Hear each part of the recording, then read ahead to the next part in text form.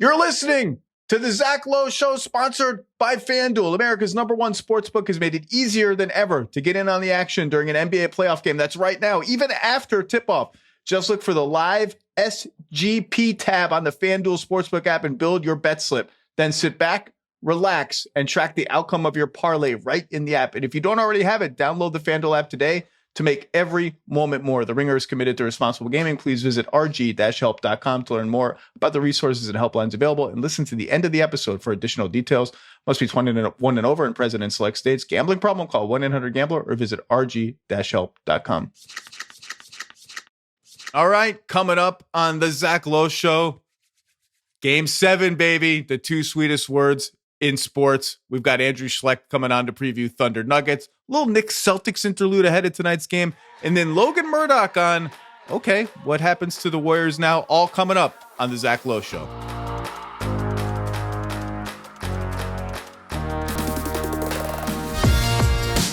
Welcome to the Zach Lowe Show. It's Friday morning, and we have at least one, maybe two, we'll see what happens tonight, but at least one Game 7 in what has been a series that has exceeded the considerable hype and exceeded my considerable expectations. A series that has been a defensive war between the best defense in the NBA and a defense that has found some answers against the Thunder offense that is searching for some answers. Nuggets, Thunder, a tactical war. Just there's so much high-level stuff going on in this game. To help us break it all down and look ahead to the two sweetest words in the English language. Game 7, Andrew Schlecht, co-host of the Down to Dunk podcast. He works for The Athletic. He's all over the airwaves. He's based in Oklahoma City. Down to Dunk is a Thunder podcast, if you don't know. Andrew, are you ready for the biggest Oklahoma City Thunder game in 9 years? And I don't need to go back to what was happening 9 years ago. Are you ready for what that atmosphere is going to be like? Are you ready? Are the young guys ready? Is Isaiah Joe ready? Are you ready for Julian Strother to be throwing flamethrowers like Klay Thompson 2.0? Are you ready? I'm ready. I don't know if Isaiah Joe's ready, but I'm definitely ready for Game 7, ready to be in the building. This is what you go through all the tanking for. This is what you go through all the rebuilding process for. This is why you let Poku throw behind the back passes out of bounds, like to get to this point where you're playing a Game 7 against... Poku coming up a minute in. We're on fire. Let's do it. Yeah, I can't wait to be in the building. It's going to be absolutely electric. The crowd in Game 5 was unreal, and I think that they have another level to get to. So I'm pumped to be able to be in the building. Look, forget the teams. This is why we do this. Yes. This series and this game is why anybody follows sports. This has been the perfect series. The perfect series. It is such a classic NBA series. It's the young team against the old lion.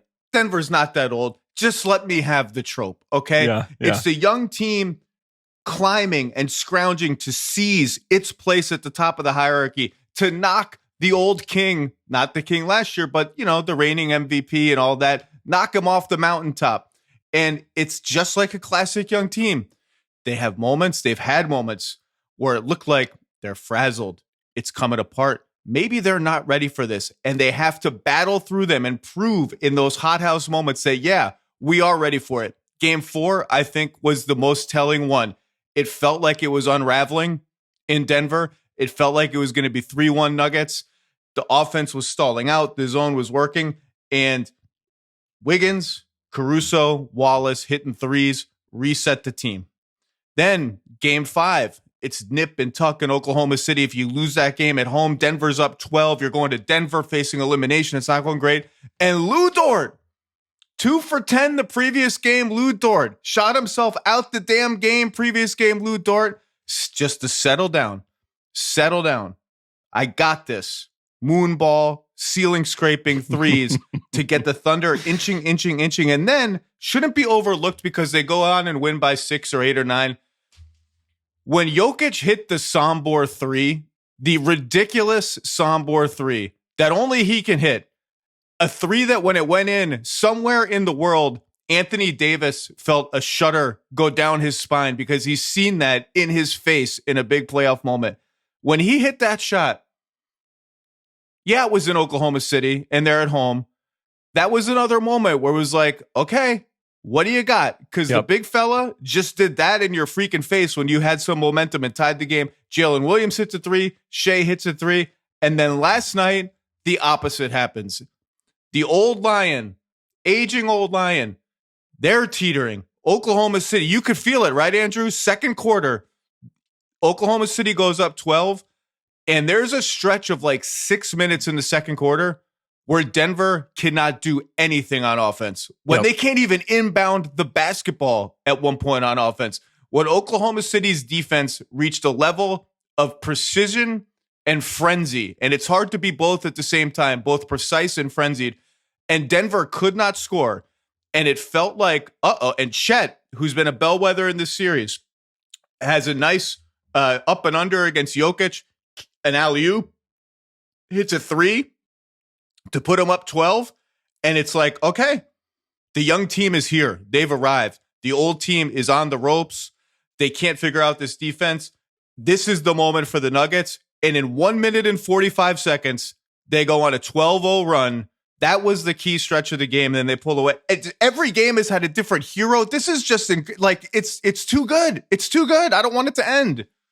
Yeah, tactically, every game has been so different. I think that's what's been fascinating about it is like one game, like the thing that kills the Thunder is the rebounding. The next is the shooting. It's not just like one thing. And that's what's so great about it is that you have these two juggernauts just like blow for blow. Like it is like what you would want out of a playoff series. I've talked to a bunch of people after the games and this is the kind of basketball you want to watch in the playoffs. Like these are two teams that have a lot at stake, that have like two of the best players. I mean, honestly, I think we'll look back at a series like this 15, 20 years down the line and think about like Shea and Jokic as like two of like the best players to ever do it. And so I think like just trying to take in that moment while watching this series, I guess it's pretty cool. And like there's a lot to break down here, like with J-Dub and everything. But when it comes down to like these are two very good teams that have been coached very well. And I'm excited for Game 7. I don't know what's going to happen. Did you think, I don't remember exactly what the score is, when they went up 12 in the second quarter, and Denver, you will not see the Nuggets offense in a way like that ever. I mean, they were strangling the Nuggets offense. And of course, in there, SGA picks up his fourth foul on a stupid reach-in, which really helped turn the game. They're -5 for the series with Shea on the bench. Yeah. But did you think, I mean, I felt, and I wonder if you felt, like, oh, this is it. They've arrived. The games 4 and 5 were the mountain, and now this is like kind of going to be the coronation. Did you start to feel that at all? Because I can't lie. I picked OKC in 6, and I felt it at that moment. Yeah, they're at 58-46 in that moment. I think they had 3 steals during that run. Shea had 10 points during that run. I think Chet had 9, and you just thought, okay, this looks like it's it. And then as they unraveled during that 12-3 run where Dort ends with that corner 3, it felt more like the series. There have been really just been one game that's felt like that in Game 2 where the Thunder just dismantled them. But the rest of it has been, I think if you're either the Thunder or the Nuggets, I think there's been a lot of moments where I think in Game 5, if you're the Nuggets, you probably feel like, man, we should be up 20 right now. And for the Thunder, I felt like there were moments where there have been like, yeah, they should be up 20 right now instead. I thought that was going to be it. I thought that was going to be the run. I thought they were going to get enough distance and we've seen enough games like this from the Thunder where they go on these runs and then they're able to just keep the 9-10 point distance and they'll go on another run where they push to 20. It did feel like that's where we were headed. I felt it. I mean, I was starting. I mean, when you get a series like this, you start thinking about big picture implications for whichever team loses, right? And so my brain naturally I've already started thinking about like, where does Denver go from here? And it happened fast. To the Nuggets' credit, they turned it fast. And a guy who deserves a ton of credit for that run in last night is Christian Brown. Yeah. He started it with a 3 against the Thunder. I think the Thunder might have been, I can't remember if they were, I don't know what defense they were playing. They played zone a little bit here and there last night, couple possessions. And he was like, we got nothing going on. I'm bringing the ball up. You turn. I'm just jacking this 3. Yeah. And it went in. And somewhere in there is a Caruso miss after Shea goes out with 4 fouls. Aaron Gordon run out dunk. Brown hits another three against the zone, and it just happened so fast. Not a coincidence that I think it happened when Shea went out because their offense looked a little rattled without Shea. And then, as you mentioned, Dort hits the big three to put him up 3 at the half. I mean, that was the game right there to me. I mean, the game was decided later, but Denver's ability to climb back into the game in a blink was just a testament to their toughness. And they overcame a great Shea game last night. Shea was cooking last night, 32 points on just 16 shots, 11 free throws. He's learned to pick his spots and run the ball up the court and find times to attack early before Denver can set its weirdly effective zone defense. Denver, I guess, is now the Miami Heat. They just play zone. Like they've just become a zone team. And the cool thing about this series is you said every game has been tactically different. That's true. Every game has had a different like hero story to it. And we can go back through them if you want, but just like every game, it's been so much fun. And game 7 is going to be wild. Yeah, it is. And I mean, Julian Strother's the hero of last night. I mean, I don't know who would have predicted that Julian Strother is going to come off the bench and score 15 points, go on his own personal 8-0 run. You know, we talk about like moments that define the game. I think that 8-0 run defined the game too. Like I think that both these teams need one of those guys to step up. You know, I think last night, if the Thunder hang on, I think it's probably Cason Wallace that we're talking about today as the guy that made the difference off the bench. But this is the Julian Strother game. They needed it. He was so hyped. I mean, if you're a Denver fan, there's probably nothing more fun than watching him, like after a make, like talk to his teammates, just like, can you believe this is happening? It's kind of like how it felt after every shot that he made. I thought, obviously he was great. Look, I'm not going to say I predicted it, but about 10 days or a week ago on this podcast, I jokingly said to some, I don't know who even the guest was. I said, look, sheepishly, I said, look, I know I'm higher on this guy than probably anyone except for Calvin Booth, but I just wish that Julian Strother, did not have these midseason injuries 2 years in a row that sort of undid any attempt he had to crack the rotation and earn the coach's trust, because I think they need him and I think he can play. And so last night, it was rocking in the Strother Straits. It's not an island; it's a Straits. It's me and Calvin Booth and a few other random people, members of Julian Strother's family, pounding Mai Tais and just loving life on Strother Straits. It's a wild experience, man. Like you mentioned, he gets hyped. I think the Nuggets would like him to be a little less hyped because defensively, he's just kind of running around out there doing stuff and like doesn't even know really where he's going or where he should rotate. And it's just sort of a matter of time until he just runs into a screen and falls over or misses a rotation completely. Just like settle it down. But to your point, like Russ was bad last night. We got bad Russ again. And Peyton Watson he's going to top out at like 11 to 12 minutes. They need somebody else. And it was Strother. Can we just go back through every game real fast and just like the craziness of every game? Yeah, would love to. So if the Thunder lose this series, lose game 7 at home, I think they're going to look back at game 1 as just the game that they will rue forever because they should have won the game. Definitely. They overthought their defensive matchups, starting with Chet on Jokic. I couldn't believe they did that. I mentioned in my preview that I didn't think that would happen. I thought that was a bad mistake. The fouling up 3, mismanagement of timeouts, letting Jokic get back on the floor, all of it was a disaster. But, that's a Jokic game, 42 points, 22 rebounds, and Caruso was awesome in that game. Game 2 is the blowout. By the way, the Thunder for the series are plus 32, but Denver is plus 11 if you exclude game 2. I know you can't just exclude game 2 because it's whatever, but it's plus 32 is incredibly misleading, obviously. Game 3, you're going to rue this one game, but not as bad as game 1. Up 3, Shea has the ball, 40 seconds left, misses a decent shot. Aaron Gordon should have mentioned him in game 1, has the big 3 to put Denver up at the end of game 1 after Chet misses 2 free throws. Another 3 at the end of game 3 to tie the game. At overtime, they lose. That's the MPJ game. If you want a hero from that game, MPJ playing with one arm, 21 points on 7 of 10 shooting. Game 4, I mentioned the bench guys. Game 5, I mentioned Dort. Game 6 is Strother. Which of those games do you think they would regret more, game 1 or game 3? It's got to be game 1 because it was like all these controllable things for the Thunder down the stretch of that game. It felt like it was a game that they made a ton of mistakes in, but was absolutely still winnable. I mean, the fact that they fouled up 3 as quickly as they did was a huge mistake. The fact that you're fouling in the backcourt up 3, it just felt like rookie mistakes for them in the playoffs, which you just really can't have in round 2 against a team like Denver. So I think it's absolutely game 1. Game 3 was rough, but it was more like normal basketball rough. Like, yeah, sometimes these things happen. Like this happens if you're playing a 7-game series, a game like that's going to happen. Game 1 felt way more like in the Thunder's hands, controllable.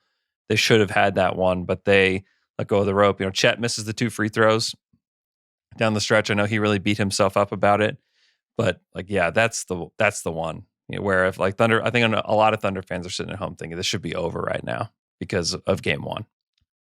Well, it's not, and that's what Denver does. If you give them life in these close games, they have the best clutch player in the league. Apologies to Jalen Brunson. They have the best player in the league. Apologies to Shai Gilgeous-Alexander and all of Oklahoma City.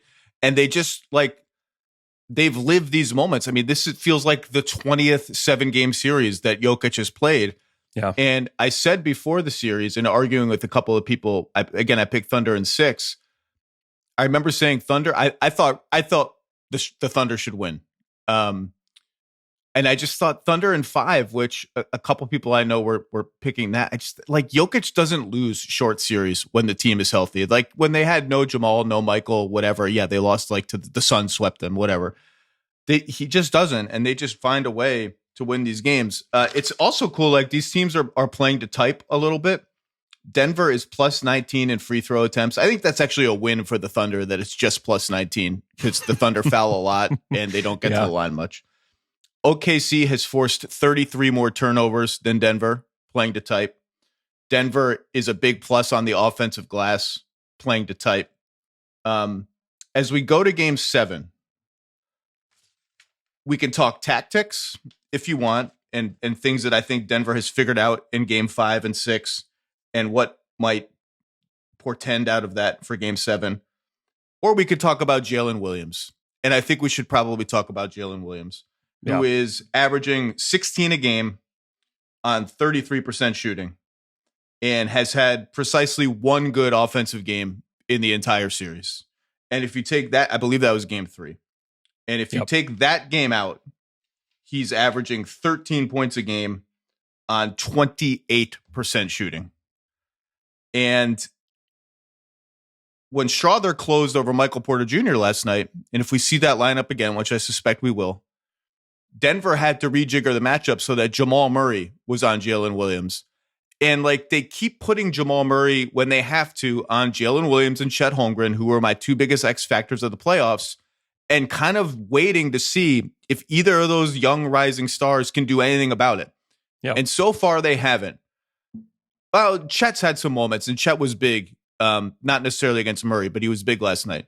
So I ask you as someone who's watched every game of this team, who's talked to these guys a million times, what is this just a guy missing shots? What do you think his mindset is going into game 7? Like how worried or what's going on here?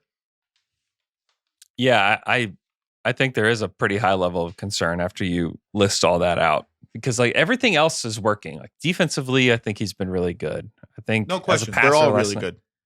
Yeah, as a passer last night, he's really good. But like you need him to make shots. Like you have to have the second scorer in J-Dub, and he hasn't shown up. I mean, he's had plenty of like really good opportunities. If you pause it when he takes the shot, like I don't think that you have an issue with the shots that he's getting. It's just like these normal shots that he would make. He's missing. I mean, he missed the dunk and transition down the stretch of that game when there was still like a sliver of hope for the Thunder. He missed a wide open dunk. Well, I mean, a couple times. Not only that, I'm sorry to interrupt you, but we should mention another massive play in that game was 93-86, Thunder down 7. Peyton Watson chase down block on Jalen Williams, and then Denver comes and gets a basket right away. A Russ putback to go up to 9, like the 5 to 9 swing. It wasn't a missed dunk; it was just a great play by Peyton Watson. Yeah. Anyway, continue on Jalen Williams. Yeah, he did that twice last night, where he is going for the reverse instead of just trying to go hard to the hoop, which is. It was in a couple like wide open, like, hey, you should have this kind of plays, or at least get fouled and go to the free throw line, which he had 0 free throws last night too.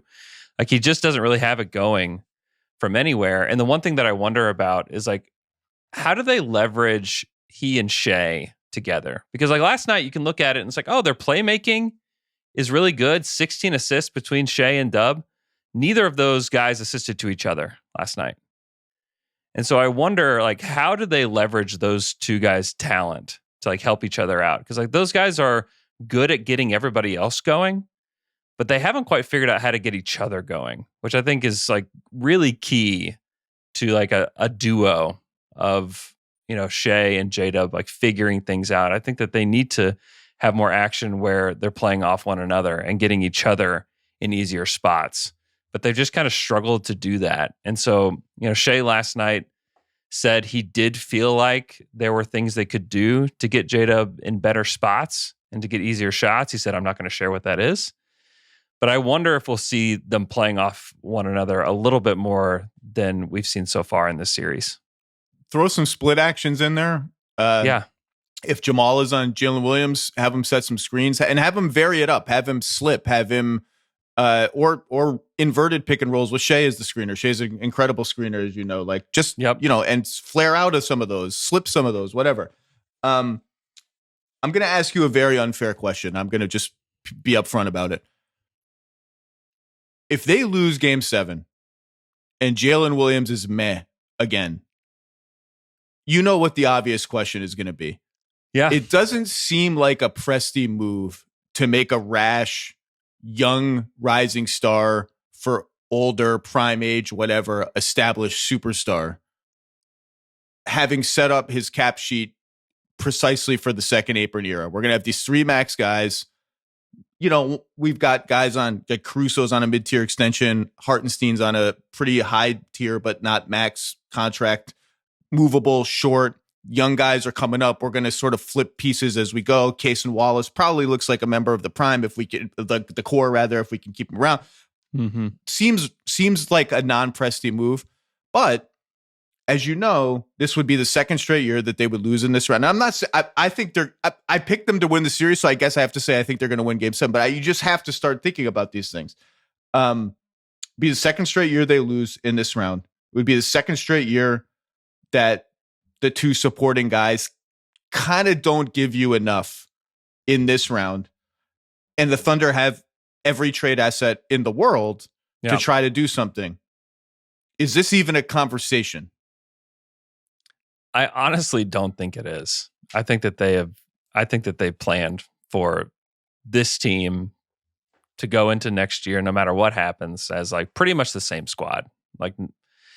And like the Giannis question is one that I think that you have to talk about, but it really does mess up their cap sheet. I think that one of the goals is to like have a very long run with this team, and Giannis would complicate that pretty quickly as to what you could and couldn't do to keep role players. But I know it's going to be a topic of conversation. I know that it's something that we'll have to talk about if they do lose Game 7, but you know that we saw them in a similar position in 2012 where they lose in the finals. James Harden was very underwhelming. And I'm not saying that like the underwhelming finals led to the trade. I think there are a lot of things that led to the trade. But you trade this up and coming guy who's up for extension, and he goes on to be an MVP and, you know, rise to like really high levels, at least during the regular season and some during the playoffs. I think that there's probably some regret around that. Now, we're not talking about the Thunder trading J-Dub for like Kevin Martin and draft picks, but you know, I think that you have to look at that experience that Presti's already had and say like, you know what, should probably stay the course with a guy who just made the All-Star team. You know, hope that he figures it out. You have he and Chet. Like, if you were to like take a guess, like who's going to be the number 2 option in 3 years if these guys are all still together, you know, I think that you'd have people in both camps. for who's the third option. So I think they're in a good spot. They won 68 games, but what counts is the playoffs. Like, these are the games that count. And so if, a lot of people are questioning Jalen Williams today, but I think it'd be really short-sighted to trade a guy like that, because like, if you say like, hey, Jalen Williams is available via trade, you're getting a call from 29 teams asking, okay, how do we get that guy? And so I don't think that that's the kind of player that you trade. So I was going to be polite and not even bring up the ghost of Harden. So you brought it up for the record. I didn't bring it up. I was just going to let it sit over there, hovering, getting ready to go to the club and have some fun. It's hovering. The Ghost Club. I wasn't even going to bring it up. I think you're probably right. And I think that's probably the right thing to do. The only hesitation I would say is this. Giannis is the one you have the meeting about. Giannis is that good and that guy. And by definition, it would be short-sighted. By the most literal definition, it is short-sighted. It is shrinking your window to build a great team because of age and salary cap concerns.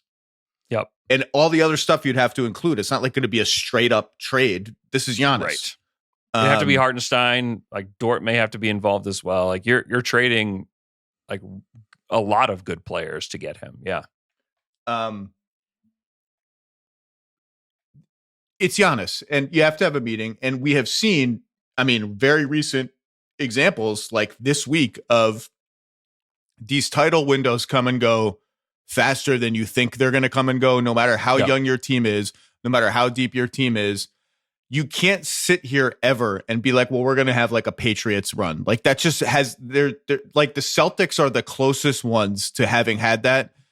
And they passed up on lots of opportunities to trade probably Jaylen Brown for an older superstar. And they were paid off for doing that, whether it was Kawhi, Paul George, Jimmy Butler, they were paid off, but they won one title and now they're a wash for a year and a half minimum next season. And who knows what else. But I think you're still probably right. And Giannis is the right name because J-Dub was already a borderline All-NBA player this year. I did not have him on my All-NBA team. I suspect he'll make a lot of ballots because the Thunder were that good. Yep. And so, like, I'm just making up names. Like, Devin Booker, like, they were roughly equivalent players this year. I think Devin Booker's a better player and fits what they need offensively better than J-Dub does, but that's not moving me if I'm the Thunder. Giannis is at least like, okay, this is a guy who's in the MVP top 5 every year. We already have a guy who's probably going to win MVP, but I think you're probably right. And I'll tell you another reason why I think it's an unfair question. I had two actually. I was at the combine during Game 5, and I had two. I eschewed all dinner invitations that night because I was like, I'm sorry, I'm watching the game in my hotel room. And by the way, I have to tell a Ringer Spotify story while I do this. I saw Russillo at the combine that afternoon, and I was like, hey man, I might want to watch the game tonight. If you want to watch it together, like grab a beer, you sit at the bar. And like, I know we're probably going to have to rewatch it the next morning because we're serious. And Russillo, I admire it so much because it reminds me of people who are like, when you meet one of your friends on the platform of a commuter train, and then one of you has to be like, all right, this conversation is over. I need to work on the train. Russillo was like, I'm going to be honest. I'm not going to see it tonight. I'm going to watch the game in my hotel room. I was like, you know what? I should do the same thing. I love it. I got 2 texts from 2 separate executives after that game, after the Thunder won that game, saying some version of that game might have been the NBA championship right there. Yeah. And that's why I think the question is a little unfair. This series could be the NBA finals. I frankly, particularly given what's happened to Boston and Cleveland, I frankly think that's a little bit disrespectful to the Timberwolves, who have been awesome and have played these 2 teams really, really well. Definitely. And are on a roll and are healthy and deep. But like, that's the level this series is. Like, you can call it a second round series and frame it that way. Oh, another second round disappointment. Or you could say it's 2 teams who can clearly win the championship. For all Denver's flaws, they are proving in this series they can win the NBA title with Michael Porter Jr. playing with one arm. So that's, I think it's a little flip to say, oh, this is like Game 7 is the whole NBA championship. I think it's a little flip and a little unfair to Minnesota. but I also don't think it's a ridiculous way to view the remaining landscape of the playoffs. No, and that's why I think Game 7 will hurt either one of these teams so much, because you look at the road ahead and you think Minnesota's really good, but that's not an unbeatable team. And then you get to the finals and it's one of these three remaining East teams, and you have to beat. It's just a gut punch, I think, because there's an opportunity there for a title. For the Thunder, it's for their first title, one that's been elusive to them in the past. They've had these great teams and all these great players and all these all NBA guys, and haven't done it yet. And this is probably their best shot. I mean, it's definitely their best shot since 2016. But when you look at the landscape of everything, like there's no LeBron waiting in the finals. Like this is their best shot at like a title, period. And so I do think that there is a lot of pressure that exists within that.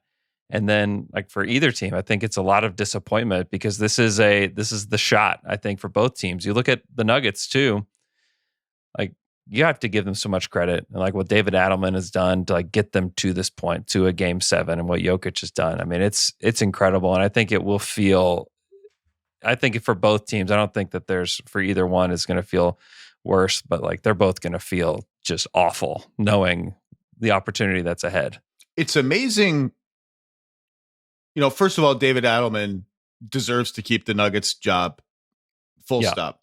Yeah. Second of all, you mentioned Jokic, and obviously he had a masterpiece in Game 5. And I can tell you from being at the Combine and talking to people that the Nuggets were keenly aware that they, quote, wasted an all-time Jokic performance because of the underwhelming rest of team supporting cast around him that night. I'm looking at the box score from last night. Yeah, 23 from Brown. You focus on that. 25 from Murray. Didn't end up being a great Murray game, but was good enough, particularly early. And then you just scroll past, 29, 14, and 8 on 9 of 14 shoot. Like you just take these games for granted because it's not a crazy game. He started kind of slow. And then you look at the box score. It's like, he actually led the team in all three categories again. And like made a big defensive play on Chet late in the game. It's like incredible how good this guy is. And Shea was awesome. And Shea was awesome in Game 5 down the stretch too. Made the biggest shot of the game, maybe to put them up 6 on a play where they put Jokic through the torture chamber of multiple pick and rolls, and he just was not up high enough. And it's just this is just like, you're talking about Game 7 and pressure and championships. I'm literally getting goosebumps as you're talking. This is why we do this. This is the game. This is the game of the NBA calendar. It maybe there'll be one that replaces it later in the playoffs. And I just want to say, for the record, we're talking about Jalen Williams, 3 of 16. The mental toughness these guys have to play under these circumstances and just sort of free their minds and play. I choke in a game of horse against my daughter if there's pressure on the line. Okay. It's like I would want, like when I watch soccer penalty kicks, I've said this before. I just would be like, Coach, I'm not taking one. Just take me out of it. Like I want no part of it. These guys, the mental toughness and the ability to just, if I fail, move on to the next thing is just incredible. Yeah, the pressure of even like fans watching it, you can feel it. I think there's times where it's like, man, this is incredible. Like I can't believe we get to watch this game. There's also times where like, this is how I've chosen to spend my time. This is what I've chosen for my life is like watching this excruciating basketball game. Yeah, it's going to be incredible. It's going to be an electric atmosphere. I think one thing too, and Aaron Gordon acted like he was okay, but like, oh my God, we forgot to mention this. The hamstring is definitely going to be something to watch for over the next couple of days when it comes down to like the news. And if they do an MRI, I assume they'll do an MRI on his hamstring. But like that's a huge swing factor, because when we talk about the Nuggets defense and what they've been able to accomplish without Aaron Gordon, like this whole thing could, come apart, because he has been so crucial to so many of the things that they can do defensively. And then offensively, like he's been the most clutch player in the playoffs so far. So I just think like that's a huge one. And he said he's feeling okay, that he'll be ready for Game 7. They'll do treatment over the next couple of days. But, that's not if it is a hamstring injury, that's not one that you can just hop in the game for, because like you have to run. Like that's part of basketball. Thank you for bringing that up. I am derelict as a sleep-deprived podcast host for not bringing that up within 3 minutes, because he's that big of a deal. And it's amazing that he has so many clutch shots in the playoffs, dunks and threes, that I didn't even it took me a minute to mention the game-winning three with like 3 seconds left in the game. On the one hand, you could frame that injury, if it's an injury that sustains at all, and knock on wood, hopefully it doesn't, as wow, so regrettable for the Nuggets that up 12, 14, whatever late in the game, Aaron Gordon is bringing the ball up under pressure, and they just can't, they just sort of ceased to function for 45 seconds and turn the ball over 4 times. And on one of those turnovers, he has to lunge, and here's what happens. On the other hand, you also just have to, you don't credit the Thunder for an injury, but you have to credit the Thunder for creating the circumstances around it, which is A, we're not quitting. B, when we dial in, we can force a shit ton of turnovers and make you play under duress. I thought that they didn't pack it in. Like, they could have easily packed it in. The margin was like 99.999% insurmountable. And, they created kind of a shit happens moment, and to an awesome player who is Mr. Nugget, who I have waxed poetic about many times on this podcast before, as this is sports nirvana, Aaron Gordon in Denver. This is destiny. This is all the cheesy, hokey stuff you think about in sports. This is what this player has fit on this team. This is what this player has meant to this team. And you just hope he can be, I want everyone 100%. That's all. Yeah. Yeah, it's not hard to put together an Aaron Gordon highlight reel from this playoff run. It's hard to edit it down. It's hard. Yeah, the dunk in Game 4, which I'm still against the Clippers. I'm still not 100% sure what even happened. I need 2 minutes just on that. FanDuel is turning your bets into bigger wins with a parlay profit boost. That's right. Build a same game parlay or parlay, and you can boost your winnings by 30%. With a profit boost. You pick the teams, players, stats, all of it. FanDuel just adds a little fuel to the fire, whether you're betting 3-pointers, home runs, goals, or birdies. Golf, okay. FanDuel's got markets across every sport and every game. And the best part, when you win, you'll get paid instantly. So go check it out. FanDuel's where your parlay gets paid even bigger. Head to FanDuel.com/Lowe, my last name, the name of this podcast, to get started. FanDuel, America's #1 sportsbook. Must be 21 or over in present in select states, or 18 and over in present in D.C. Opt-in required. Bonus issued is not withdrawable. Profit boost tokens. Restrictions apply, including any token expiration and max wager amounts. See terms at sportsbook.fanduel.com. Gambling problem? Call 1-800-GAMBLER or visit rg-help.com. This episode is brought to you by HubSpot. Growing a business can feel impossible, but HubSpot's customer platform can help. It's powered by a suite of AI tools called Breeze, so you can generate more leads, close more deals, and scale your service fast. With Breeze, agents handling the busy work, customers are cutting sales cycles in half. That's a lot, and saving hours on work each week. Best of all, you can see the results in days, not months. Visit HubSpot.com/AI to learn more. Okay, enough big picture stuff. Small picture. Is there anything strategically that has struck you from the last couple of games, any part, and has you asking questions or looking for stuff in the biggest game of the year? Yeah, honestly, the biggest thing for OKC is just, can guys make threes? Because they are, the Nuggets are similar to the Thunder in that they are hey, we're going to make life as hard as possible for Shea and for J-Dub. We're going to zone up. We're going to throw you multiple looks, and we're going to make your role players prove it. And that's how the Thunder have won some of these games, is that you've had Aaron Wiggins games. You've had moments where Alex Caruso has been incredible, Cason Wallace, Lou Dort. But it's those guys are going to have to make up the margins. And the Thunder did the same thing. And they've been doing the same thing basically this whole series to Nikola Jokic. It's we're going to throw guys at you. We're going to make sure that when you spin, somebody's there. And I think to me, and this is why you're glad it's at home if you're the Thunder, is Aaron Wiggins going to hit that wing three, when it swings over to him? Because there were multiple moments last night where the ball swings to Aaron Wiggins. He's 0 of 4. That's an Aaron Wiggins shot. It's on the wing. It's in rhythm. He usually cashes that in. Like, can he cash those in? Like that, to me, that's what this is all about, because they've done such a good job of taking away stuff from Shea, from Jalen. And now it's like, okay, how do we get other guys involved in a way where they can make shots? And I think they actually did that last night. I think the Thunder did a good enough job of executing, but it's just about shot making. And I think that's the whole thing with J-Dub. Like, he's another one where, like, he can wipe all of this away. Like, he can wipe away the 33% from the field in one game. And so to me, I think the Nuggets will continue to take away driving lanes from them. Like, they'll throw 2 at guys, right away in the zone whenever SGA or Dub drive. And it's like, can the next play be good enough?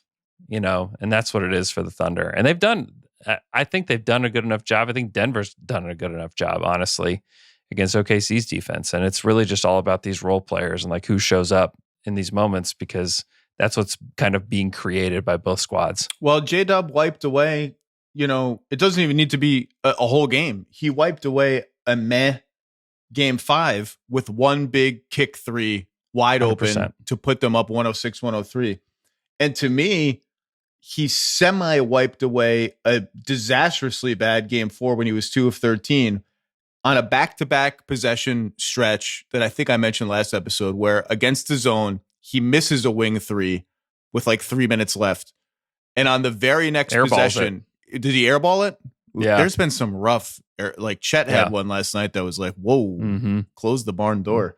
And on the very next possession, he gets the ball in the exact same spot and is like, I'm putting my head down. There's a diagonal gap here. I'm taking it, and laid the ball in. And that showed a certain mental toughness and awareness to me. And like, yeah, you make that shot and you win the game. I don't really care that you went 2 of 13, because I know what I'm getting defensively from you and everyone on this team every minute. There is like zero let up.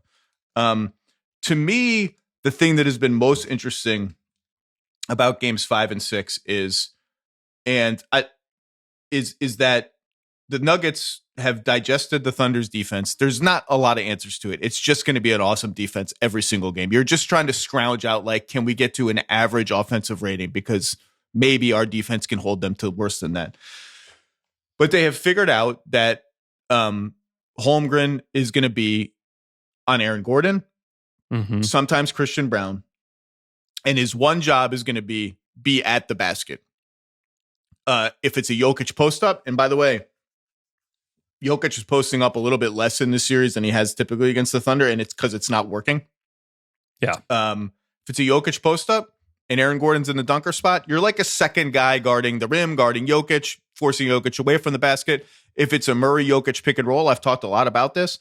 Their strategy is sell out to let Murray drive. We are not giving Jokic the pocket pass. We are staying attached to Jokic. We're giving Jamal Murray drives because you're driving in to Chet Holmgren and other help defenders. And if you kick it out to these other guys to shoot threes, we're living with that. We are not living with Jokic getting a pocket pass. And what the Nuggets have started doing more in games 5 and 6 is taking Holmgren's guy and bringing him up the floor into the action. So as an example, Aaron Gordon ran 15 pick and rolls combined the last 2 games. Previous 4 games, according to Second Spectrum, 15 total. He's setting stagger screens like Christian Brown. When they put Holmgren on Christian Brown in game 5 down the stretch, they did the same. Jokic saw it right away, and you could see him point, switch up the whole offense, bring Christian Brown up into this play, get Holmgren up the floor. They ran at the beginning of last night some split actions with Aaron Gordon and Jamal Murray to get the Thunder defense moving, and pointedly to get Chet Holmgren up the floor and involved. And I don't really know, like, sometimes there is no answer for that. Sometimes Chet Holmgren is still in the dunker spot where he wants to be. But more and more, that's been a really smart. Aaron Gordon's even bringing the ball up a lot. He got injured doing that, but he's bringing the ball up a lot precisely for this reason, to keep Chet Holmgren high on the floor. And that's been an interesting little tactical battleground to me, because, again, there aren't a lot of answers. This isn't always going to be an answer, but that's something that was a really smart adjustment by David Adelman and the coaching staff, I thought. Yeah, and the Thunder have tried to keep 2 bigs on the floor when Jokic is there too, which has been something that I think that they think of, like, that 5 out with Chet at the 5 as probably their fastball. It's the lineup that they ran the most in the previous season. I think that they wanted to run it probably a little bit more. They actually had it in there at the end of the game just to see if they could shake loose a little bit. But they've gone away from that, and they will use Hartenstein. They'll use Jay Will in that lineup as well, who's been pretty good. Like he's had a surprising stretch down the end of this season and has been pretty good in the playoffs. I'm not going to say pretty good. I'm going to say for a guy who's kind of a bit player, he has been essential to the Thunder in this series. He's made enough shots, both twos and threes. He's held up defensively against Jokic. I mean, he's beating the hell out of him, but he's holding up defensively. So you just nailed the other subplot for me. They have essentially punted Holmgren at the 5 when Jokic is on the floor. And Jokic is going to be on the floor for between 42 and 48 minutes of Game 7. And I've been waiting to see if there's a moment other than last night, desperation, we're going to put Isaiah Joe on the floor and go Chet at the 5 because we're way behind. Is there a moment where they decide to stress test that again against Jokic?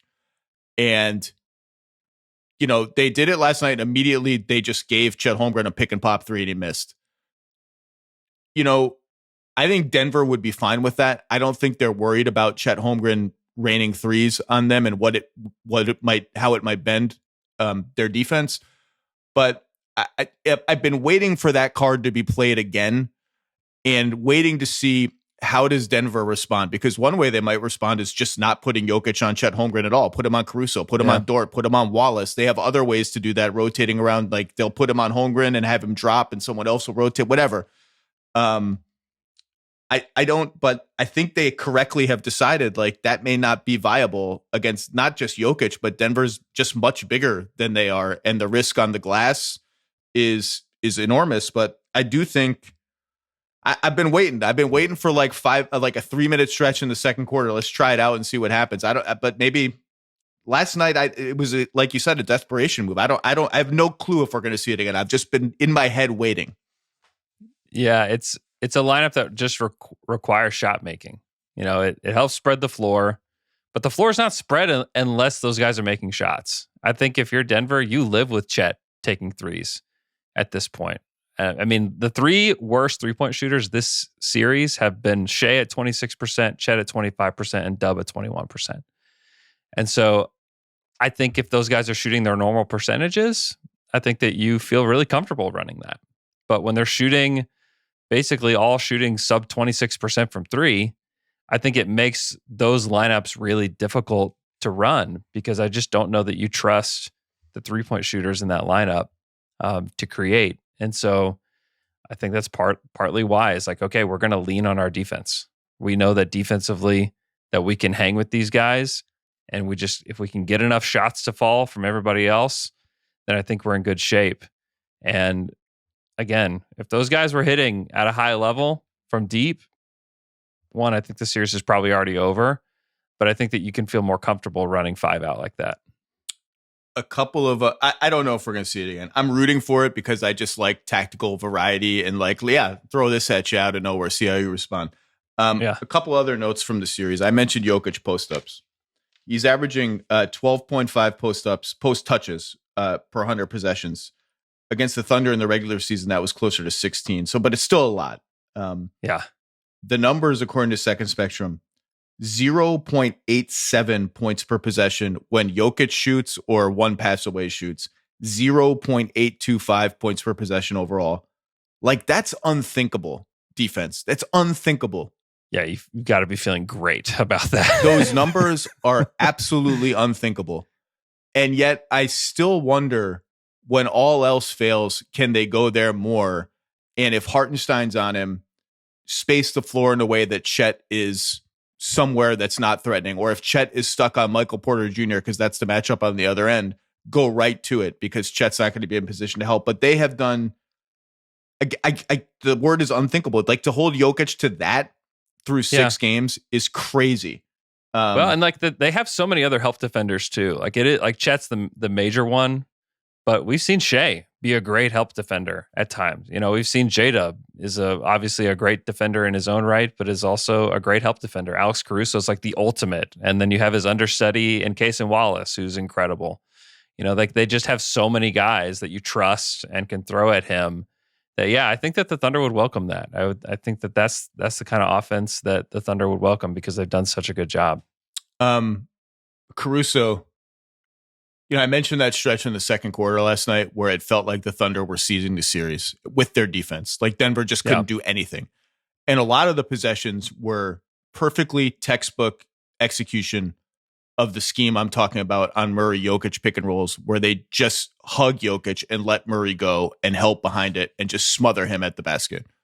One of the possessions, Caruso was on Murray, and they did not even need to deploy that strategy because Caruso was, you can go back and watch it, literally unscreenable. They ran one screen and then flipped it and ran it the other way. And like a magic trick, Jokic is this gigantic body. The space is like this tight, and Caruso just gets through it unscathed twice in a row. And I don't even know how he did it. And Jamal Murray gets to the other end of the screen. He's like, what the hell? This dude is still on me? Okay, a couple other numbers, and I'll let you go. Denver's zone defense has changed the entire series. They've gone all in on it. It has been, by the numbers, significantly better than their man-to-man defense, according to the tracking data. I won't bother getting into numbers, but it's been better. It's been very good. And I'll tell you, the Wolves are watching this for sure, obviously, because I went back and looked at some Wolves Thunder stuff. The Wolves are not a big zone team at all, unless they're playing the Thunder. Now, the Wolves Thunder matchups were all screwed up by injuries this year. 3 of them occurred in like a 8-day span where like tons of guys were injured. But almost like half Minnesota's zone possessions this season came in 4 games against the Thunder. And you can bet they're watching this. And the second thing, and that again, that's like either the threes go in, and they've had some really creative plays where they screen the middle of the zone, and Hartenstein's gotten a lot of dunks when help comes.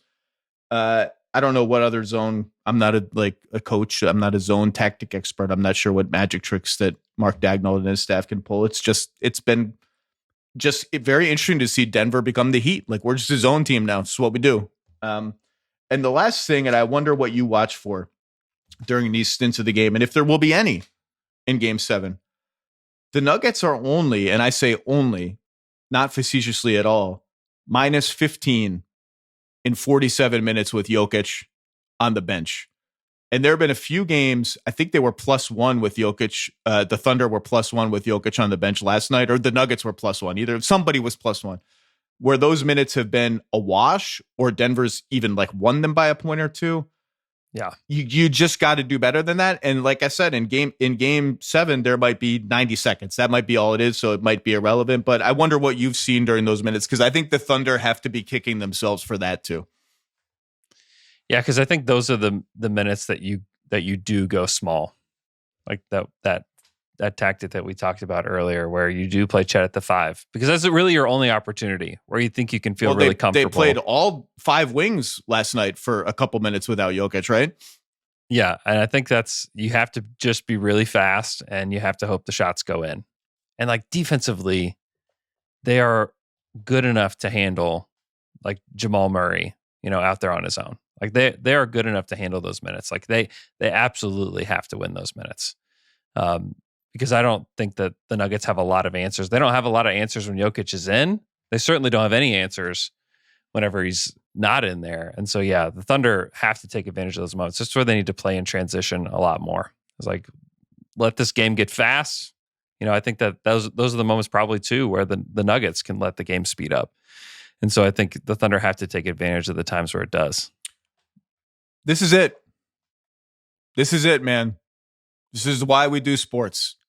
Any parting thoughts about this game coming up? I will cede the floor to you. Andrew Schlecht covers the Thunder better than anyone in the world.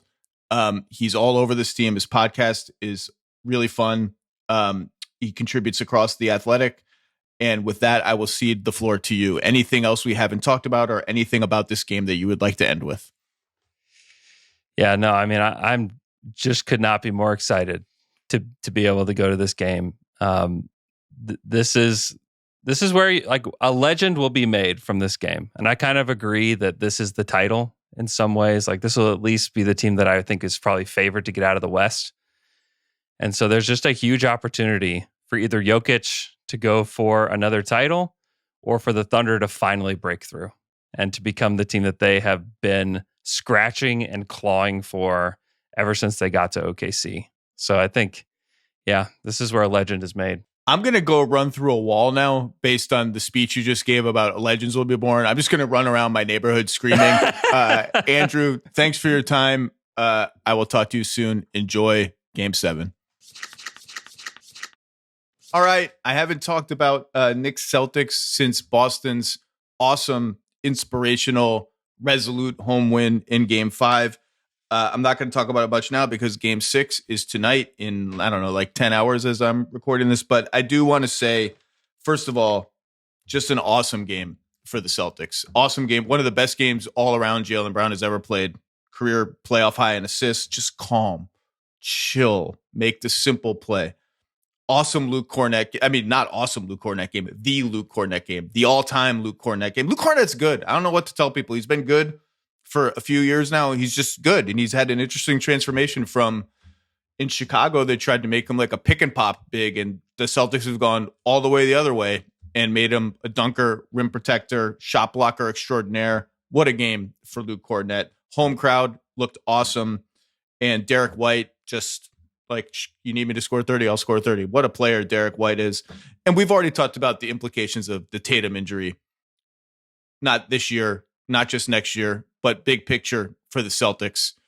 And the potential of major roster changes next year and going forward to kind of reset the financial books, reset around Jason Tatum, and who's left when Jason Tatum comes back is sort of a larger question. I've already said, like, Derek White, I mentioned this with Bill on Tuesday, he's the one with all the trade value. He's the one that could fetch you the mother load, not a mother load, like superstar mother load, but, picks, young player. Drew's got 3 years left and he's aging.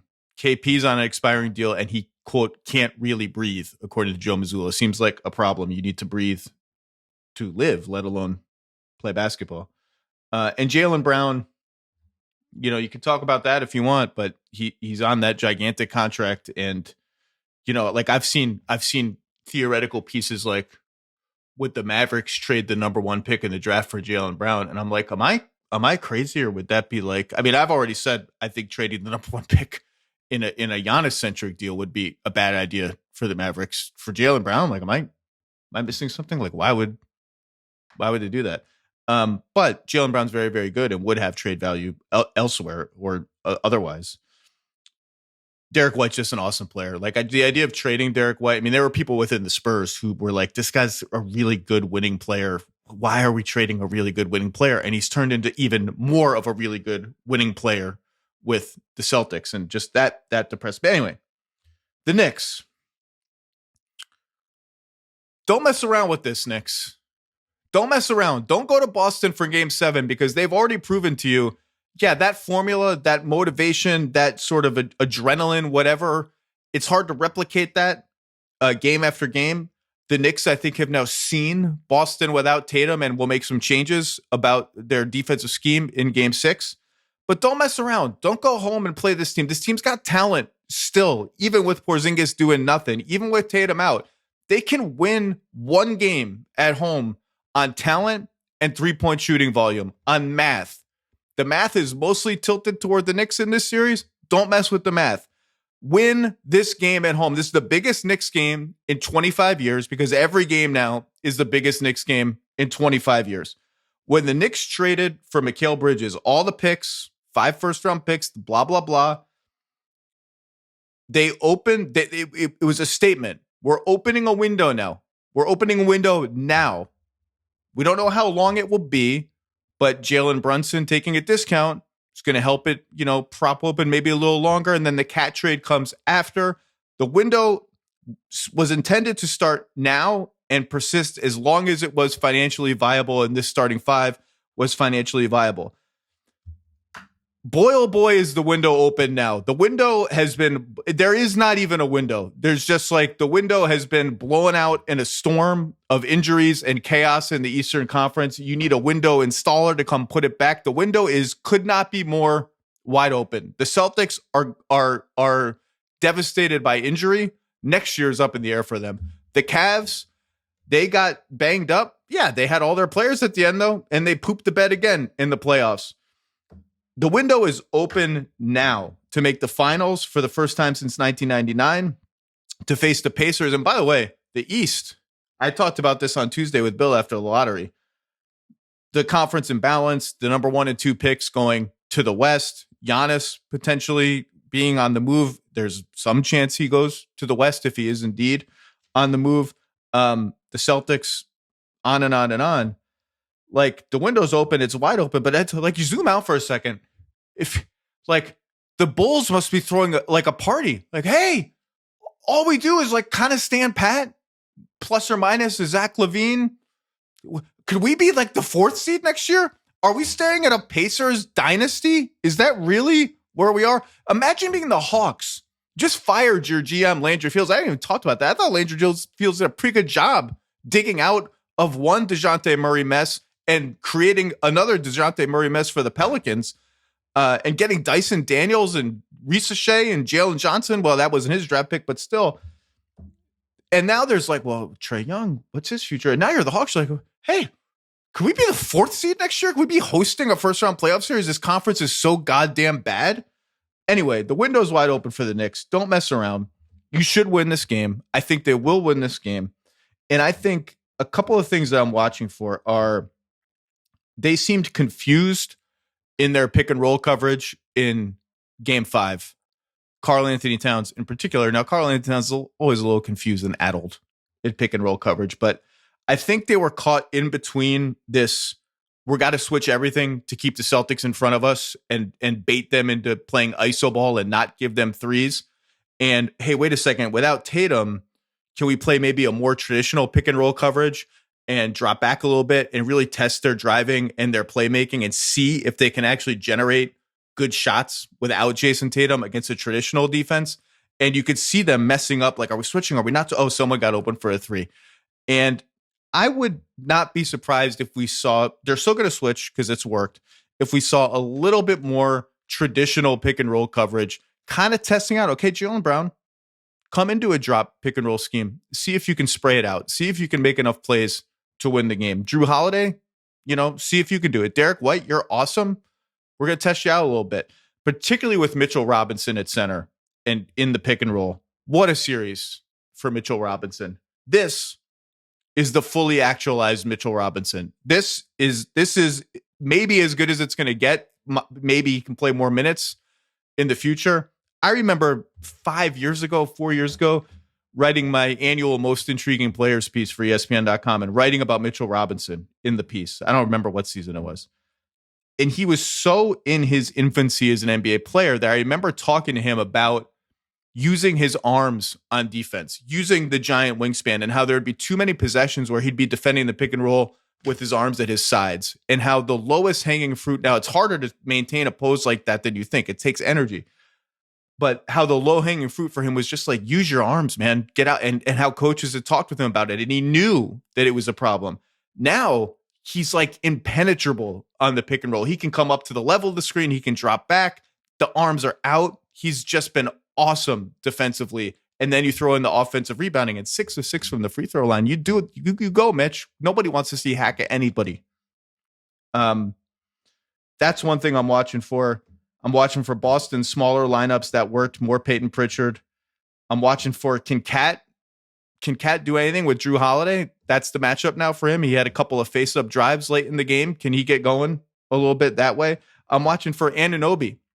Anunoby's been kind of invisible offensively in, 3 of the 5 games in this series. And he's got Derek White on him now because of the way the matchups have changed. Jaylen Brown is guarding Jalen Brunson, on and on and on.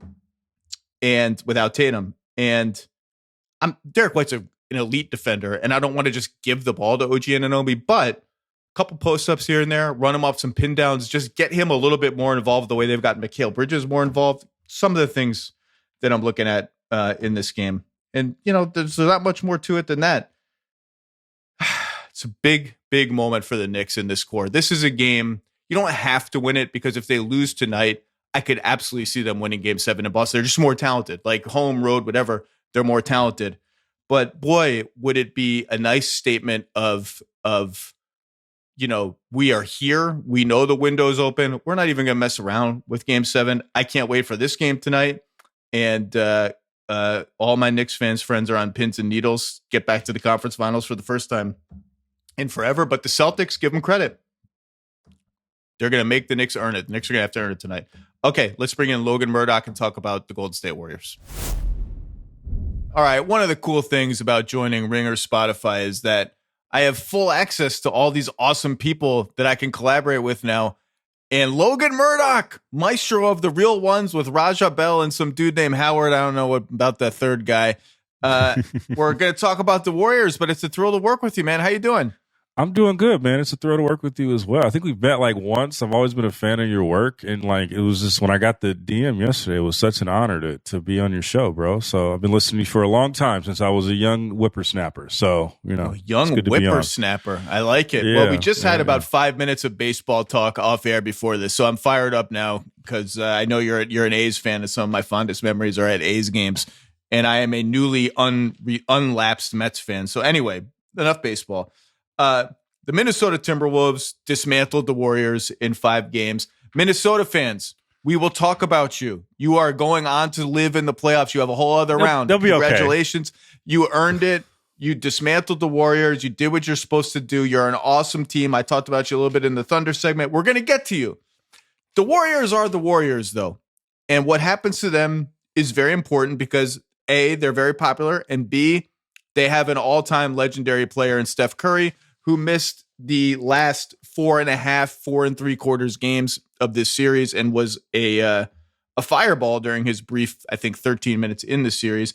And so naturally, Logan, we must wonder what comes next for the Warriors. And is this just it? And if this is it, not that it's over, but if this is essentially the team, Steph, Draymond, Curry, whatever supporting pieces remain until we go out and retire, is that good enough?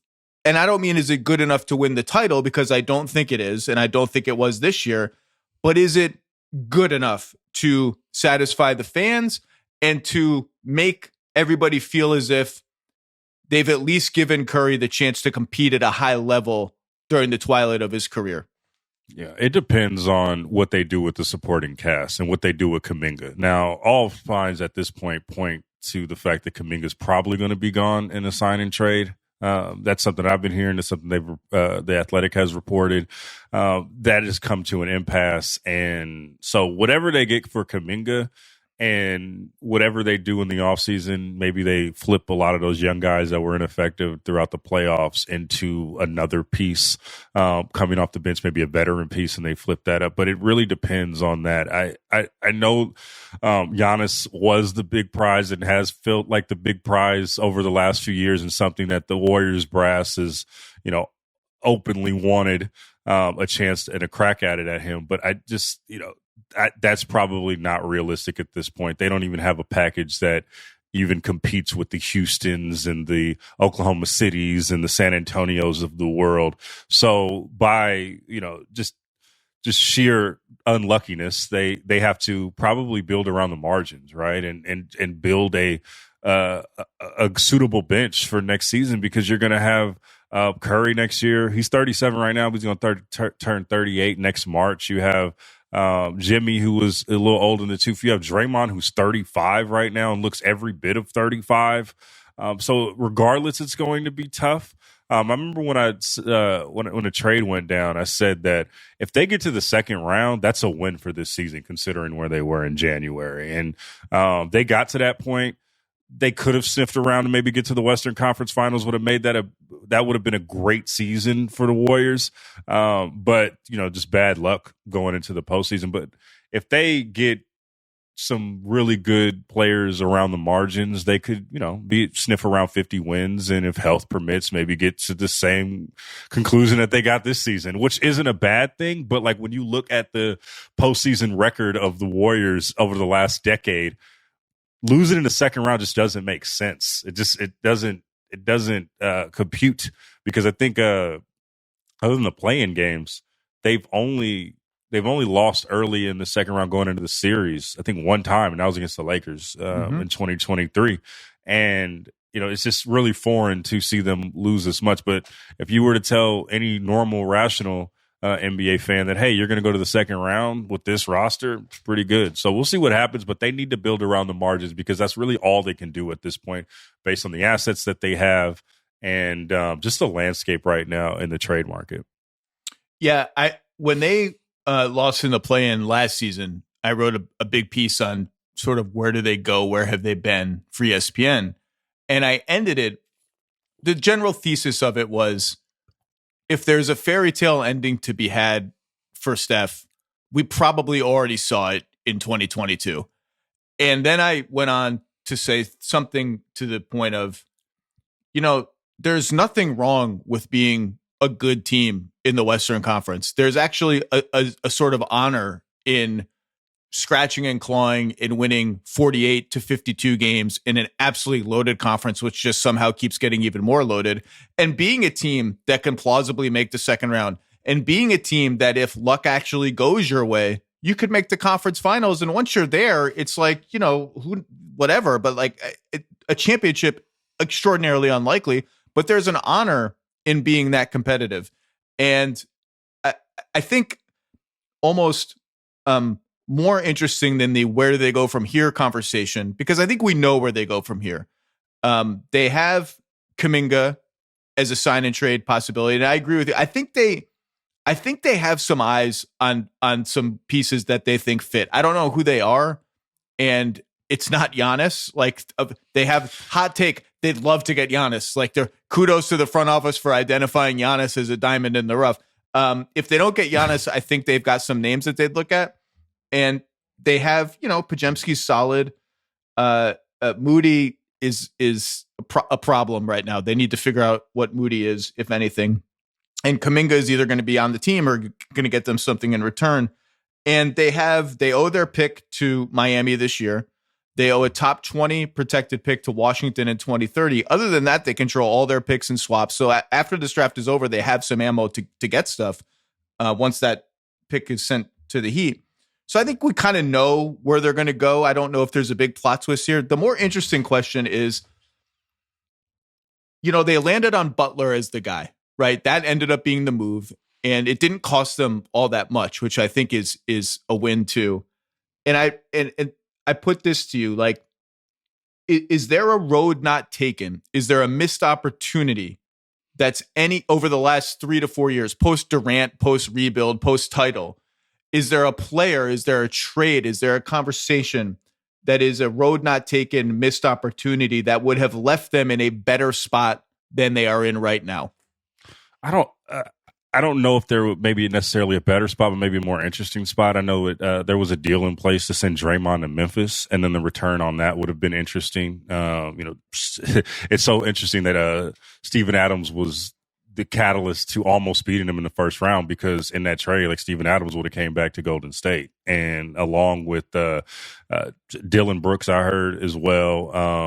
Tyus Jones and a couple other people, but the reason why that deal fell through is because Tyus Jones got rerouted to Washington, and it no longer made the deal work, because that's something they wanted. They really wanted a backup point guard, and so that would have been interesting, right? You would have kept Jordan Poole. You would have had Dylan Brooks, which would have had its own bit of entertainment. So they could have went that route, right? Or they could have traded Kuminga 2 or 3 years earlier, because it wasn't like they didn't identify their reservations from Kuminga this year in the last 2 weeks, right? Like the front office and particularly the coaching staff were at odds with how they felt about Kuminga right when they drafted him, right? And a lot of people on the staff didn't really want him, and that was a Laker pool. So like, if you trade Kuminga or I forget what the package was, but there was a deal in place to send Jordan Poole to Phoenix for Chris Paul. So like, that's just a different domino effect. But I think if you think about what they could have gotten potentially early on for Draymond after the year after that punch, what that could have done with that Memphis package, that's something that's intriguing. I don't know if they would have been better or worse, right? But I think that would have been intriguing, and maybe they would have assets to go and get somebody else.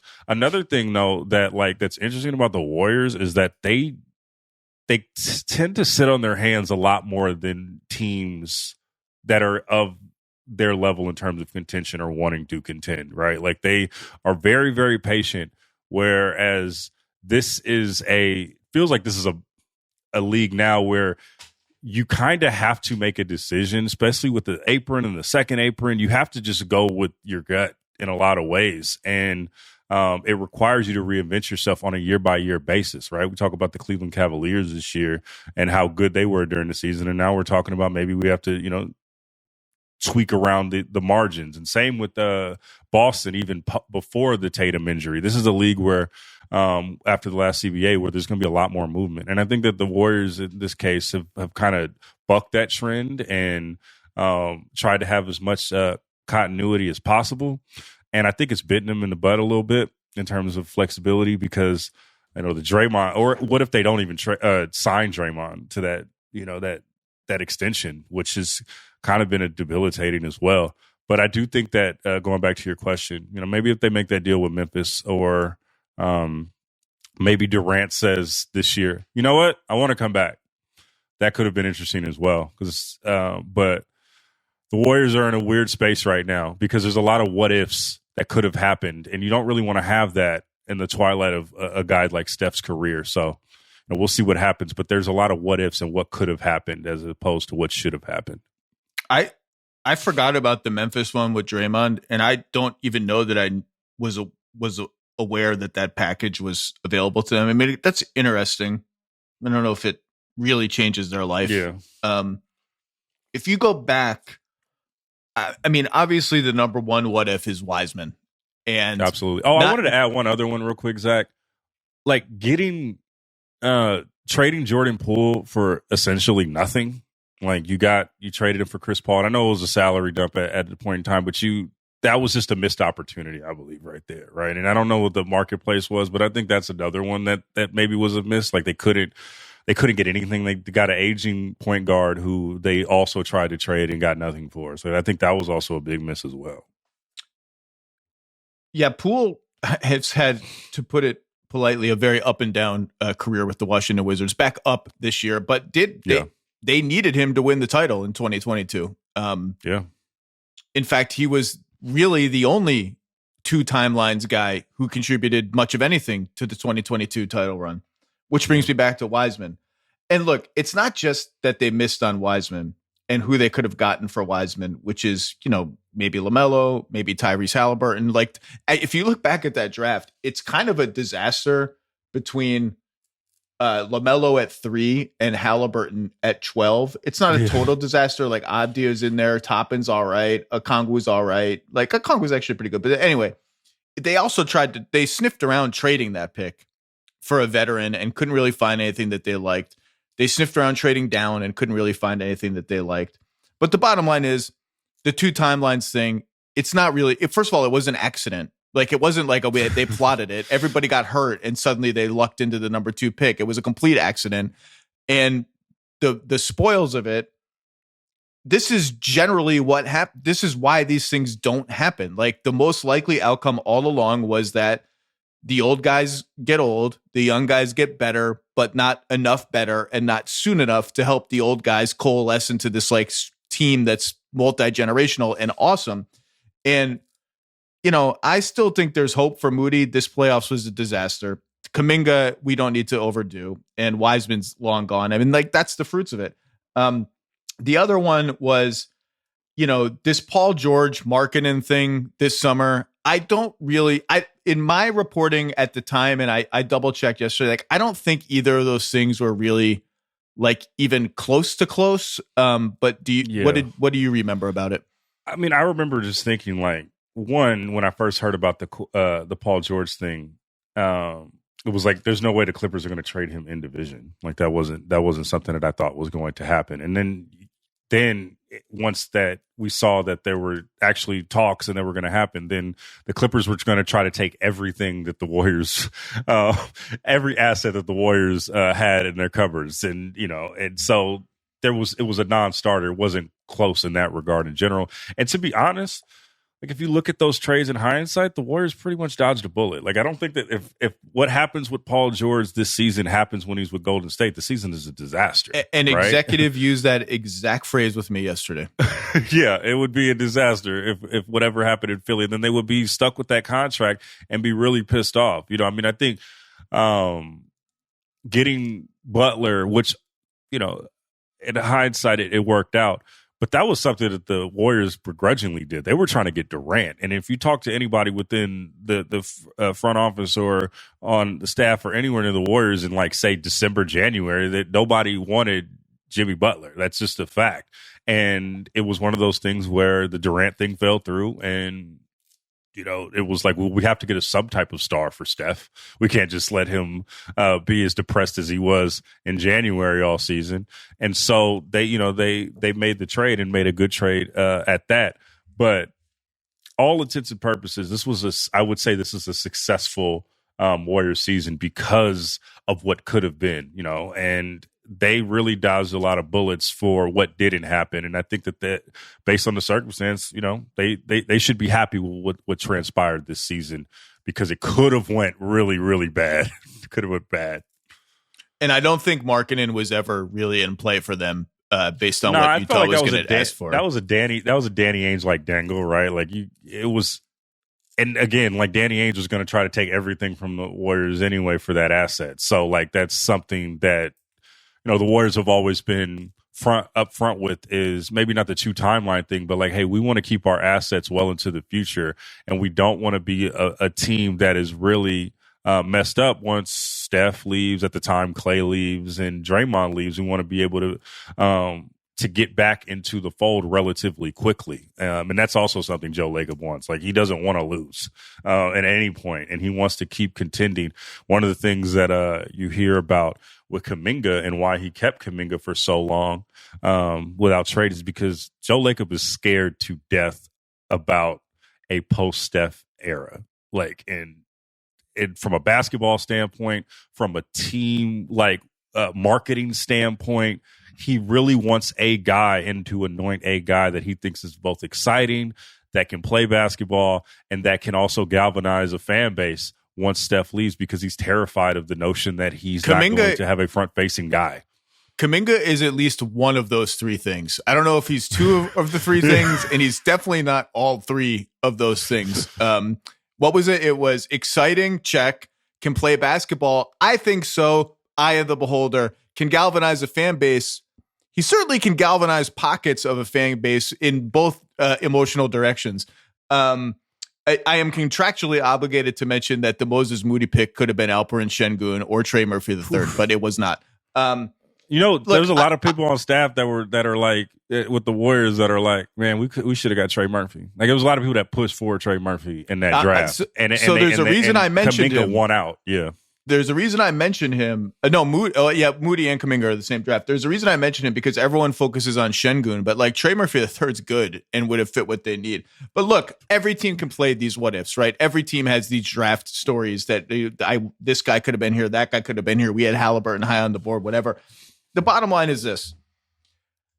I think this is like a success for the Warriors to get Jimmy Butler. And look, if Joe Lacob was scared of a post-Steph future, I don't know what he's feeling like after watching these last 4 games against Minnesota when Jimmy is old, coming off an injury, and really only had one super game that he could summon within him and otherwise sort of faded into the background. If he was scared before, he's got to be like hiding under his blanket, shivering in and fear you're just right talking now. about offensively. Like, defensively, Jimmy was not, like, he was great. I would say he was great in the backstretch of the regular season defensively. They were number 1 in defensive rating. The Warriors were, once he got post-trade.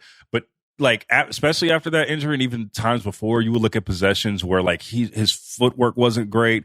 He would let guys that would normally he would lock up blow past him. He looked old like during the last stretch, and he was also dealing with some illness and things like that. That's right. He got sick before game 4.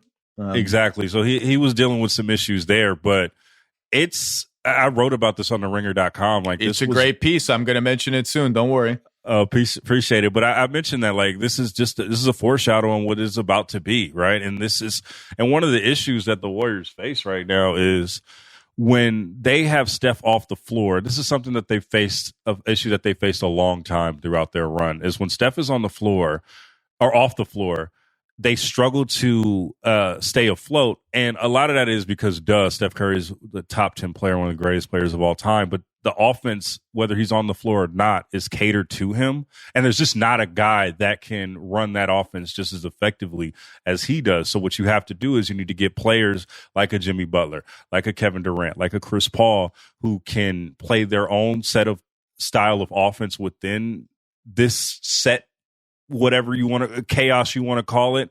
And it's hard to find those guys. It's really hard to find those guys, especially in the modern NBA. That is actually, built in the light of Steph Curry, the constant movement, constant shooting, constant 3-pointers. And those guys just are not existent anymore, but it's really hard to find that. And I think that's something that, the Warriors are going to try to figure out, is somebody who can, another guy that can hold the floor. Another guy that I think you should look at, for the Warriors going forward, is Derek White, a guy like that. And I think that's something that the Warriors are looking at right now, because Boston's expected in league circles to have some sort of fire sale, right? Like if or some sort of we'll see, maybe reset. We'll see what happens. I mean, a lot of that is predicated on what happens tonight against New York, but that's somebody that you should look at as well. Just somebody that can play defense and also like kind of just settle everyone down, especially when you have a young group like that. You need to settle them down in a non-Steph minute. So that's something they can figure out. Yeah, I talked about that in the previous segment about tonight's game and how depressing trading Derek White would be for Boston, and just the sort of dilemma they face in terms of how much of a reset do we really want to have, and who do we want to be back here, who, when Tatum comes back, who has trade value in the interim, and where Derek White fits in that conversation. But my point is this. I think trading essentially Wiggins and a first-round pick for Jimmy Butler and building a team that went whatever their record was with Butler and Curry was very, very good. Yeah, very, very good. Down the stretch. Over a non-trivial period of time is an unmitigated success, because they did not go, their fear with Markkanen is, we go all in for a team that's just pretty good, and we're left with not enough stuff and not good enough of a team. They went half in for a team that is pretty good to very good. That's fine. Like, that's a success. Butler fits how they want to play. They essentially, given his player option that he had, they essentially added 1 year of big Jimmy Butler money to what was there anyway. I think that's perfectly fine. I don't think any of these missed opportunities are, A, some of them were just not really available, and B, I don't think they put them in a position that's any better than this. And the only thing, I don't remember all my reporting at the time. The only one that I look back at as I wonder how serious they were and how interesting it got was, I know they talked to the Raptors a little bit about Anunoby. I don't know if Siakam ever came up. Those two guys, and now they went for decent prices. When you look at what the Knicks gave up in Quickly and Barrett, you can, value Quickly how you want. And the Pacers gave up Bruce Brown and 3 first-round picks, none of which project to be very good. Like, the Warriors could have gotten into those conversations, one or both of them, probably just one. Those are guys that are interesting to me. But again, like, I don't know how realistic they were. And I think where they've ended up with Jimmy Butler is like totally fine. And it's okay to be a good team in Steph's twilight. And that's probably just what they're going to be. Well, like with OG, that's interesting because they need guys like that on the peripheral in the postseason, and they just don't have those types of guys. The Warriors and I'm not talking about star players. Like Jimmy would definitely get on the floor. They're tiny across the board. They're so small, and that's another thing that I was gonna say, man. Like and I know Wiseman didn't work out, but they have done a terrible job, building their front court, and that is not good when you consider the fact that they're playing against the Minnesota Timberwolves of the world, the Denver Nuggets of the world, about to be San Antonio Spurs of the world, right? Whoever, especially if they get Giannis to pair along with Wemby, you could just forget about it, right?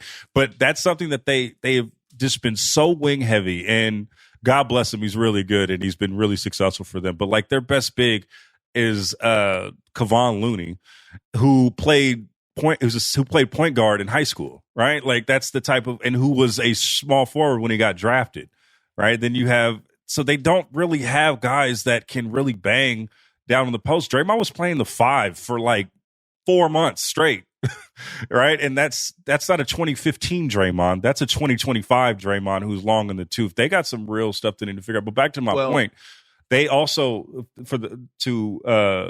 if they had OG on their roster, just another guy that can just bang and get like that can play defense, hit threes, and can just be a dude in the playoffs. And they didn't have many dudes in this year's playoffs outside of the starters. Well, and Looney is a good name to bring up because everyone is focused on Kuminga's free agency, and I assume the Warriors will tender the qualifying offer and restrict him, obviously. Yeah. Looney's a free agent. I believe Gary Payton II is a free agent. Like, they have big decisions on these guys, and these are like either or decisions. It's like either this or a salary slot for another player. Either like it's not easy to bring all these guys back at, let's just say, between $7 to $10 million, because you do that, you're into the tax. You're definitely into the tax. You're probably still ducking the second apron or the first apron, although it could be close. And you get your mid-level. Like some of these guys, it's going to be tricky, but they are very, very, they're very small. And it's good that you mentioned Denver because, one of the things, forget the Minnesota series, that's over. Steph gets hurt. Yeah. They're drawing dead without Steph, and Minnesota did their job. Steph or no Steph, like, you got to be watching this Nuggets Thunder series and being like, I don't think we can play like quite at that level. Like, that's kind of a reality check for where the Warriors are. And getting to that level is going to be really, really hard. And like, that's okay because, Denver could maybe not, I don't know. We'll see what happens with these teams, but like, that's fine. It's just, that's a reality. I'm watching that series like, man, that is some high level, like, physical, nasty stuff. The funny part about that is like going into the postseason, like a lot of teams were trying to just pick off Denver because of the coaching situation and the front office situation, and just how impressive they have been since that and through it all has been really a sight to behold. But like Denver was the biggest wild card going into this postseason. So like so to see them go from where they were to right now has been a sight to behold. But another thing, like the Warriors, their postseason, if you do want to like just throw some holes in, what they have done, what veteran teams are supposed to do is get out of series early. And that's not something, and that's something that they just couldn't do. And it really, like that Houston series, me and Raja talked about this on the pod going into that series. We were talking about how no matter what happens in that series, the Warriors are going to get their ass kicked because that's what the Rockets are going to do. They're going to muddy the series. They're going to do a lot of those things. So it would be imperative for you to get out of this series in 5 games. The Warriors were on track to do that, and then they played with their food and got it and barely won in 7 games, right after just a lot of emotions going on. And then that in turn hurt Steph. Because he has to play L-size minute, then strains his hamstring, and then they're done, right? If they were to I feel like they would have had a much, much better chance against Minnesota if they just didn't play with their food against Houston, and that's what you can't play with your food when you're a veteran team. Did they play with their food, or is Houston just good? Like that's like the Western Conference. You hear the number of playoff series you get where you're like, oh, this is probably a walkover for us, is like pretty much 0 unless you're the number 1 seed. And you get a Memphis this year, and that was a walker. Like this is just life in the West. But they just laid down, knowing that in those when they were up 3-1, it just felt like they just laid down. The Warriors did. They didn't seem like they pulled up a fight until they absolutely had to. And the thing that I agree with you. I really love the Houston Rockets. They were one of my favorite stories, but they didn't have a closer. Right, so they could play as hard as they could as long as the Warriors kept it close. In theory, the Warriors could close out those games. And as the series wore on, they just stepped away from that philosophy, and it felt like they laid down for those, especially in Game 6, where they needed that game and they needed that rest, and they just didn't play hard. Well, I mean, I thought that was going to be a long series beforehand. I picked Warriors in 7, and but you're right. If you get out, I mean, all these series, if you get out of them early, although the rested teams have not played well in the game 1s this round, it's still just the wear and tear is so severe. And the wear and tear of having Alperen Şengün and Steven Adams beat the hell out of you for 7 games is very severe. And Amin Thompson and Tari Eason and on and on and on. I remember that first game in Houston. I was there for the first 2 games, but the first game in general, the one that they won, you could just see Draymond after the game just dog tired after guarding both of those guys. And that was just after one game. And to see just the physical toll that the Rockets put on the Warriors was just, it was nuts. It was nuts. Any parting thoughts? Everyone should read your piece. This is the depressing thing about the media landscape is that piece got a lot of attention, but it got a lot of attention because of one detail about Jonathan Kuminga looking off Steph in one game that pissed the coach off. By the way, you can see it every time Kuminga makes a mistake. First of all, they're very loud mistakes. And second of all, like you can see the coaches on the bench just they don't hide it. Like he closes out on Nas Reed with the hand down, with no hand up, with the hand down. You can see it. Like they don't hide it. I'm sure he notices it too. I mean, it's the fact that he knows that a lot of those coaches that are like, didn't want him in the Bay Area in the first place, and he knows that every mistake is magnified, and he knows that like a lot of people on that staff just doesn't like him, right? And for whatever reason, the fact that a lot of reasons that are out of his control, because I think some of them resent him for the fact that Joe Lacob wants him on the team for so long, and they can't get rid of him. But you see it. It was like, it's loud mistakes, but it also speaks to a guy that really feels like, he never belonged here in the first place. And he also sees, other rookies, other young guys, some guys that were drafted after him, some guys that were drafted with him, that when they mess up, don't get that type of reaction. Like if Moody messes up, he doesn't get that type of reaction. Pod sometimes gets that reaction when he messes up. I would say that, but he still gets to play through his mistakes, whereas Kuminga feels like he doesn't get to play through his mistakes, and it's magnified.